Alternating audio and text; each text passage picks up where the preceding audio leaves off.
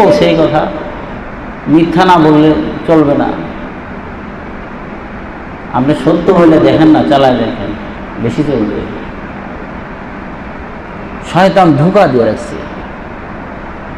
মানুষ এত ব্যাপক গাফিল হয়ে গেছে,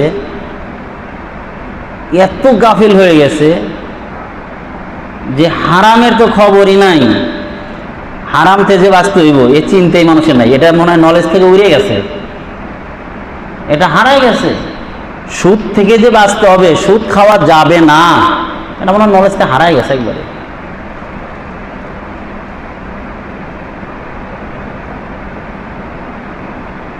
সুদ খাইলে যে কোনো ইবাদত কবুলি হবে না, কত ভয়ঙ্কর অবস্থা সামনে বিরাজ করছে, অবস্থা অপেক্ষা করছে, এই চিন্তা নাই।